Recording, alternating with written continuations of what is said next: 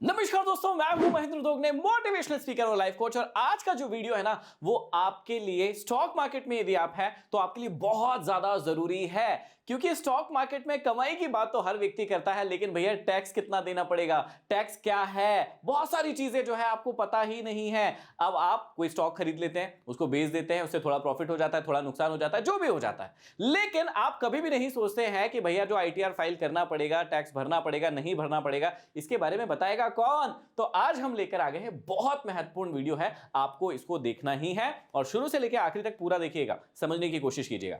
Video को शुरू करने से पहले मैं आपको बता दूं कि मैं टैक्स एक्सपर्ट नहीं हूं, ना ही मैं सीए हूं और ना ही टैक्स लॉयर हूं। तो जो भी जानकारी मैं आपको दे रहा हूं, मेरे नॉलेज में जितनी भी जानकारी है, पहली बात तो मैं उतनी दूंगा ताकि आपको बेसिक अवेयरनेस तो आ ही जाए, क्योंकि यह पहला कदम है, बेसिक अवेयरनेस आना। इसके बाद आप जिस भी सीए के पास जाएंगे आईटीआर फाइल करने के लिए, या जाते हैं, या जिस भी टैक्स लॉयर के पास जाते हैं, टैक्स एक्सपर्ट के पास जाते हैं, वो आपको हर एक जानकारी को फिर डिटेल में बताएंगे। क्योंकि अभी मैं आपको मोटी मोटी इतनी जानकारी देना चाहता हूं कि भाई क्या क्या चीजें होती है जो आपको ध्यान में रखना चाहिए, बिल्कुल रखना चाहिए, और आईटीआर जो है फाइल करना चाहिए, चाहे आपको फायदा हुआ हो या नहीं हुआ हो। इसके बहुत सारे फायदे होते हैं, ये आपको आपके टैक्स एक्सपर्ट वो भी समझाएंगे, आपके सीए भी समझाएंगे। तो क्या है आज कि भैया टॉपिक क्या है कि स्टॉक मार्केट में कितना टैक्स लगता है, क्या है, पूरी जानकारी हम देने की कोशिश करते हैं। ठीक है, अब यहां से शुरुआत करते हैं। सबसे पहले शुरुआत होती है कि इनकम के 5 हेड होते हैं इनकम टैक्स।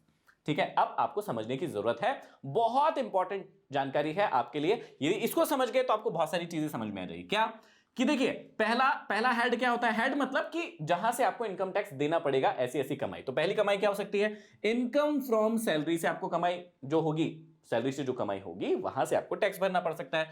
दूसरा, हाउस और प्रॉपर्टी से आपको कोई कमाई होगी, वहां से टैक्स भरना पड़ सकता है। फिर क्या हो गया कि profit and gain from business and profession, भाई आपका कोई प्रोफेशन है, आप कोई बिजनेस करते हैं, वहां से जो कमाई होगी उसका आपको टैक्स भरना पड़ेगा। या फिर जो हम पढ़ने वाले हैं कैपिटल गेन टैक्स, ये क्या होता है ये भी बताऊंगा, यहां से हो सकती है, या फिर अदर सोर्सेस से भी आप कमाई कर सकते हैं। तो जब आप इनकम टैक्स के लिए भरने जाते हैं तो देखता है सीए या टैक्स एक्सपर्ट, देखता है कि भैया किस हेड से आपकी कमाई हुई है और उसमें टैक्स के लॉ क्या कह रहे हैं, कितना % टैक्स भरना पड़ेगा, ये सारी चीजें होती है। आज हम किस टैक्स के बारे में बात करने वाले हैं। स्टॉक मार्केट में जो मेनली टैक्स लगता है वो 2 प्रकार का लगता है। पहला, यदि आप लॉन्ग टर्म कोई शॉर्ट टर्म पोजीशन रखते हैं तो उसमें कैपिटल गेन टैक्स लगता है। यदि आप फ्यूचर ऑप्शन इंट्राडे करेंगे तो आपको बिजनेस एंड प्रोफेशन लगेगा टैक्स, इसकी हम बात करेंगे। बहुत जरूरी है, पहले ध्यान से समझ लेना, इग्नोर मत करना, क्योंकि लाइफ में बाद में आपको बहुत झंझट होने वाली है, बहुत प्रॉब्लम जाने वाली है। आपका सीए भी आपको डांटेगा, टैक्स एक्सपर्ट भी आपको डांटेगा कि भाई ये क्या करके लाए हो, पहले समझ नहीं बैठी क्या। इसलिए इस वीडियो को पूरा देखना। चलिए पहले समझिए कि ये income from capital gain tax क्या है, मतलब कैपिटल गेन टैक्स क्या है, क्योंकि इसी में बहुत सारी चीजें आएंगी। तो पहले मैं इसको आपको समझा देता हूं। देखिए, होता क्या है कि जब आप किसी वस्तु को जिस भाव में खरीदते हैं, मान लीजिए वो शेयर हो गया, वो बॉन्ड हो गया, वो ईटीएफ हो गए, वो म्यूचुअल फंड हो गए, है ना, ये जो चीजें आपने जिस भी भाव में खरीदी हैं, उससे अधिक भाव में बेचने पर अतिरिक्त लाभ आपको होता है। उस पर लगने वाले टैक्स को हम क्या कहते हैं, कैपिटल गेन टैक्स। एग्जाम्पल दे देता हूं, मान लीजिए आपने रिलायंस का एक शेयर जो है 1100 रुपए में खरीदा और उसको 1200 रुपए में बेच दिया, एक ही शेयर। तो यहां पर क्या हुआ, आपको 100 रुपए का फायदा। तो ये जो फायदा हुआ है इसी को कह रहे हैं कैपिटल गेन टैक्स। अब आप क्या करते हैं, अपनी मान लीजिए आपकी एक नौकरी है, आपने उस नौकरी से पैसे कमाए, पैसे बचाए, और उस बचाए हुए पैसे से, जिस पर आप ऑलरेडी टैक्स भर चुके होंगे या आईटीआर फाइल उसकी कर चुके होंगे, उस बचाए हुए पैसे से आप क्या कर रहे हैं, रिलायंस का शेयर ले रहे हैं। मतलब आपके पास पहले से आपने कैपिटल रखी थी, मतलब कमा कर रखी थी, उस कैपिटल को इन्वेस्ट किया और उस इन्वेस्टमेंट से आपको फायदा हुआ।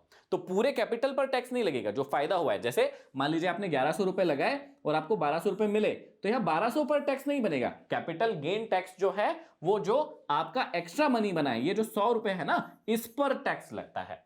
इसकी भी बहुत सारी कंडीशंस होती है, मैं थोड़ी कोशिश करता हूं आपको समझाने की, बाकी आपके एक्सपर्ट भी आपको समझाएंगे अच्छे से। ठीक है, अब इसमें समझिएगा कि इसमें क्या क्या आ सकता है। इस टैक्स में क्या क्या आ सकता है, बॉन्ड से जो कमाई हो रही है, आपने कोई बॉन्ड खरीदा उससे जो कमाई हो रही है वो आ सकती है, स्टॉक से जो कमाई हो रही है वो आ सकती है, म्यूचुअल फंड से जो कमाई हो रही है वो हो सकती है ना, इसमें ईटीएफ की कमाई हो सकती है, इसमें रियल एस्टेट की कमाई हो सकती है, इन चीजों की इसमें कमाई हो सकती है। और भी उदाहरण हो सकते हैं, लेकिन ये मेन उदाहरण है जहां से आप कमाई करते हैं।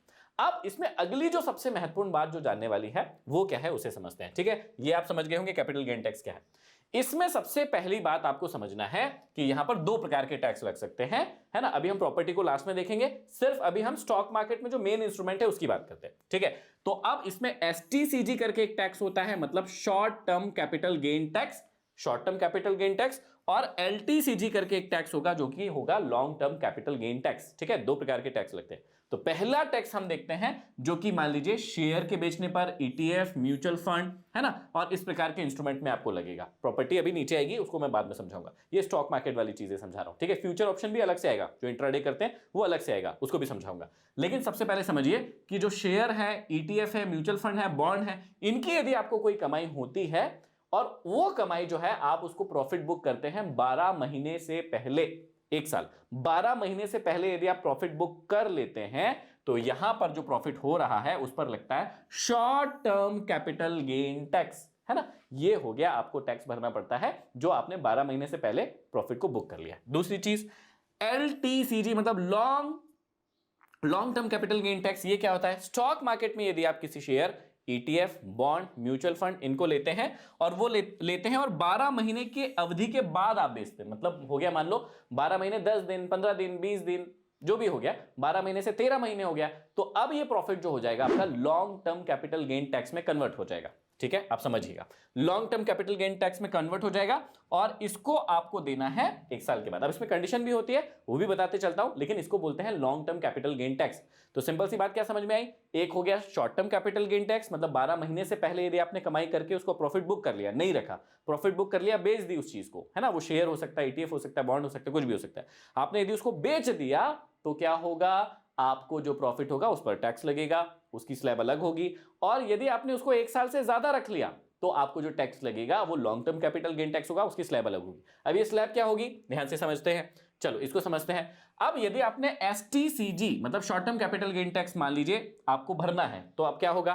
देखिए, वो होगा stock, mutual fund, ETF, bonds, इन पर हो सकता है। अब ध्यान से सुनिएगा, जो अभी इंडिया के अंदर करंट स्लैब है उसमें short term capital gain tax जो है वो है 20%। सीधी सी बात क्या हो गई कि यहां पर देखते हैं, मान लीजिए आपने 10,000 रुपए लगाए थे, है ना, और आपको 1,000 रुपए का फायदा हो गया, तो 1,000 रुपए जो है उस पर टैक्स लगेगा।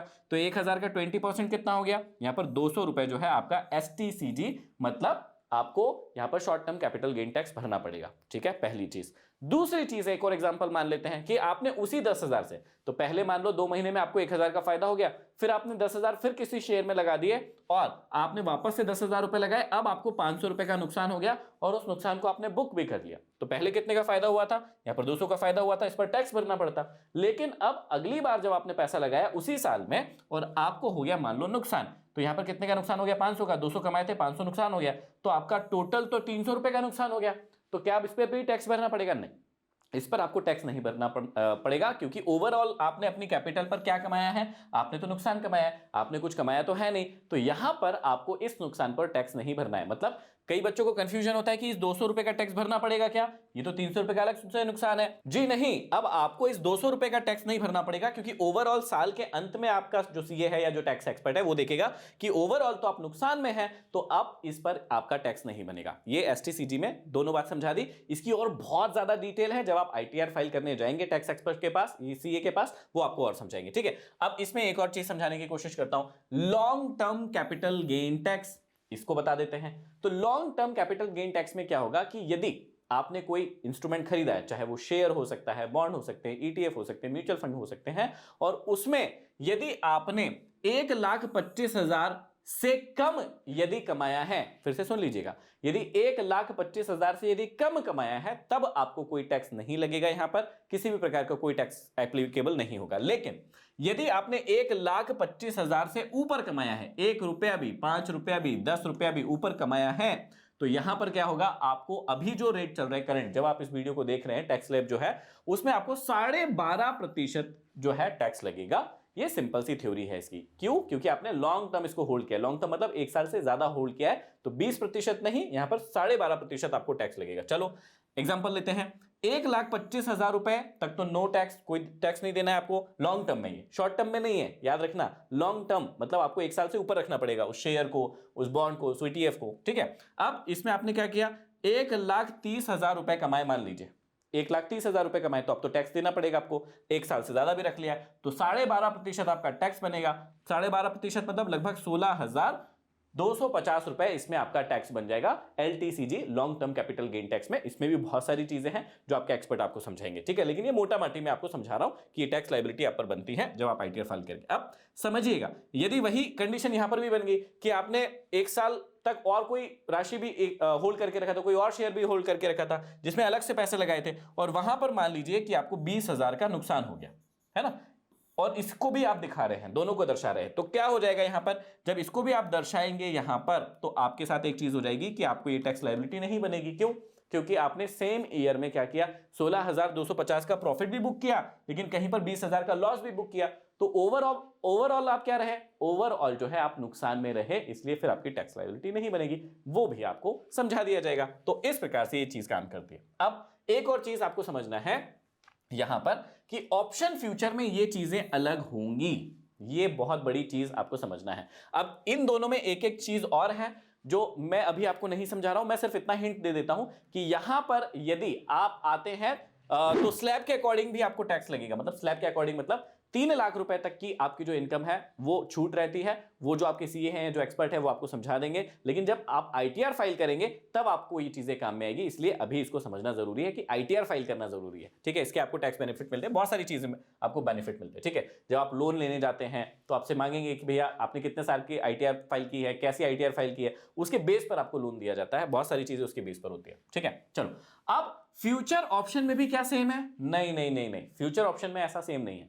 फ्यूचर ऑप्शन में क्या होगा उसको समझते हैं कि इनकम फ्रॉम बिजनेस और प्रोफेशन माना जाएगा उसको, और बिजनेस फ्रॉम इनकम या प्रोफेशन माना जाएगा तो क्या होगा, आपने टैक्स स्लैब के बारे में सुना होगा कि इतने से इतने इनकम तक 5%, इतने से इतने इनकम तक 10%, एक टैक्स स्लैब होती है जिसके बारे में भी हमने वीडियो बनाया है, तो उसको आप देख सकते हैं। अब इस साल के लिए तो ओल्ड टैक्स स्लैब जो है वो ही लागू होगी, लेकिन अगला वाला जो फाइनेंशियल ईयर आने वाला है 2025-26 वाला, उसमें जो नया वाला है जिसमें 12 लाख तक टैक्स फ्री होगा वो वाला लागू होगा। लेकिन अब इसमें कैसे टैक्स लगता है ये भी समझ लीजिए।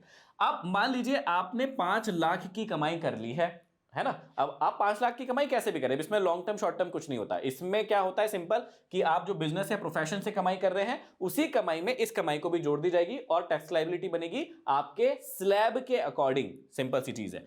इसमें से भी आप क्या करते हैं, बिजनेस में से ऑल एक्सपेंसेस जो माइनस किए जा सकते हैं वो माइनस कर सकते हैं। तो इसमें से भी आप क्या कर सकते हैं, जो आपने मान लीजिए बिजली जलाई है, कंप्यूटर का यूज किया है ना, कोई व्यक्ति रखा है, कोई टैक्स एक्सपर्ट रखा है, कोई भी रखा है, तो उसकी फीस माइनस कर सकते हैं। इस प्रकार के एक्सपेंसेस माइनस कर सकते हैं, और माइनस करने के बाद जो आपको प्रॉफिट होगा, है ना, और प्लस उसमें अदर इनकम मतलब ये तो आपके फ्यूचर ऑप्शन से प्रॉफिट हो गया। उसके अलावा यदि आपका कोई काम है, कोई बिजनेस है, कोई प्रोफेशन है, वहां से भी कोई कमाई, ये दोनों जुड़ जाती है। और according to your tax slab, कि भैया आपने 5 लाख वाली टैक्स स्लैब में आ रहे हैं, 10 लाख वाली में आ रहे हैं, 12 लाख वाली में आ रहे हैं, 15 लाख वाली में आ रहे हैं, 20 लाख वाली में आ रहे हैं, कौन सी टैक्स स्लैब में आएंगे उसके अकॉर्डिंग जो है ये टैक्स आपको लग जाएगा। सिंपल सी चीज ये आपको याद रखना है। सबसे इंपॉर्टेंट चीज यहां पर क्या ध्यान देना है, चलो ये भी समझा देता हूं।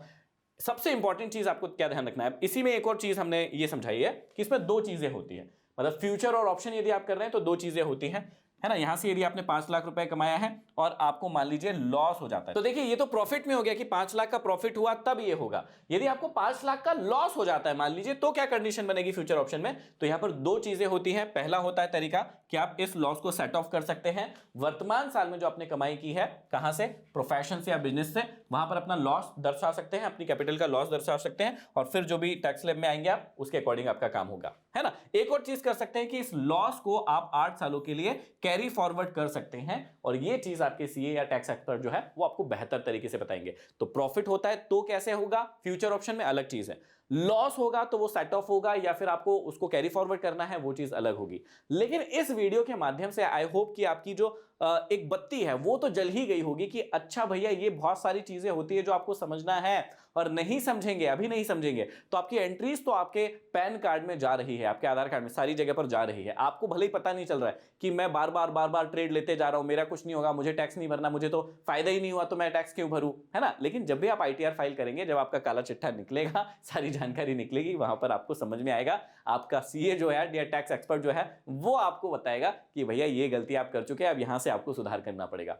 तो जब बाद में बहुत बड़ी गलती हो जाए उससे अच्छा है कि आप आईटीआर फाइल करें और पहले से ही सुरक्षित रहे। और यदि आप आईटीआर फाइल करना चाहते हैं तो हमने टैक्स पर एक बहुत शानदार वीडियो बनाया है, उसको देखिएगा। उसके लास्ट में कुछ हमने मोबाइल नंबर देके रखे, यदि आपको टैक्स से रिलेटेड कोई भी जानकारी चाहिए, हम यहाँ पर आई बटन पर लिंक भी दे देते हैं, आपको यहाँ पर वो पोस्टर भी लगा देते हैं, थंबनेल भी लगा देते हैं, ताकि आपको समझ में आ जाए वो कौन सा वीडियो है। तो आप जानकारी जो भी लेना चाहते हैं वो ले सकते हैं। देखिए, आप लोग स्टॉक मार्केट से जो भी कमाई कर रहे हैं या जो भी पैसा गवा रहे हैं, आईटीआर फाइल कीजिए, उसको सरकार को बताइए, गवर्नमेंट को बताइए, क्योंकि आपको पता चलेगा कि भाई बहुत सारी चीजें होती है जो आपको अभी पता भी नहीं है। इस वीडियो के माध्यम से आई होप बहुत सारी जानकारी मिली होगी।